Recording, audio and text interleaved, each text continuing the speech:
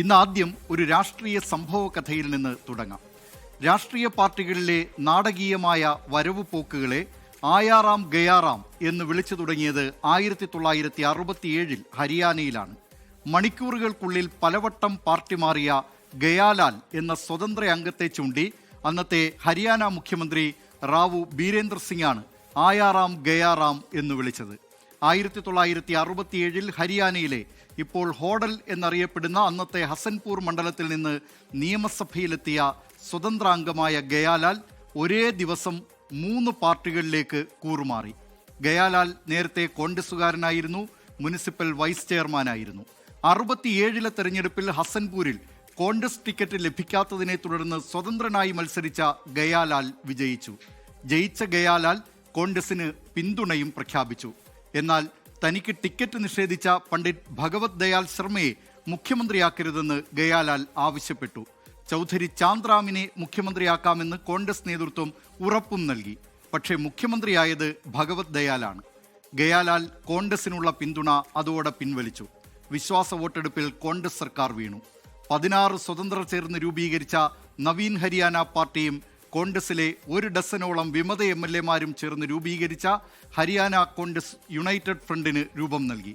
ഗയാലാലും ഇതിന്റെ ഭാഗമായി. എന്നാൽ മന്ത്രിസ്ഥാനം ലഭിക്കാത്തതിനെ തുടർന്ന് വീണ്ടും കോൺഗ്രസിലേക്ക് ഗയാലാൽ മടങ്ങി. മണിക്കൂറുകൾക്കുള്ളിലായിരുന്നു ഈ കൂറുമാറ്റങ്ങൾ.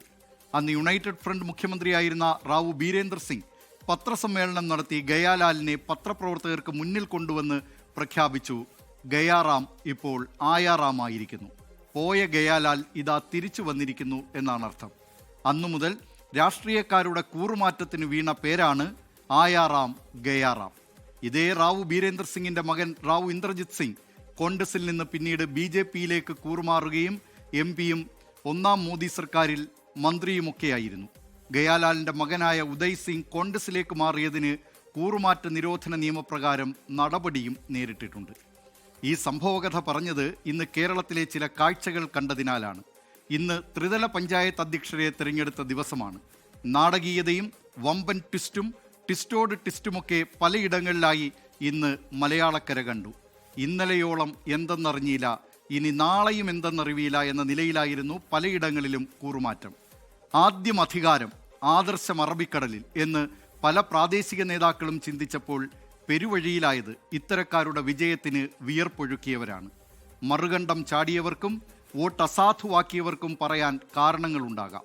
ആ കാരണങ്ങൾ എന്തായാലും അവരൊക്കെ ഓർക്കണം, പൊതുജനം കഴുതയല്ല സാർ എന്ന്. ലോകത്തെവിടെയായാലും ഏത് സമയത്തും 24 വാർത്തകളും ഓഗ്മെന്റഡ് റിയാലിറ്റി പാക്കേജുകളും എക്സ്പ്ലെയിനറുകളും വിശദമായി കാണാൻ ഞങ്ങളുടെ YouTube ചാനൽ നിങ്ങൾക്ക് സബ്സ്ക്രൈബ് ചെയ്യാം.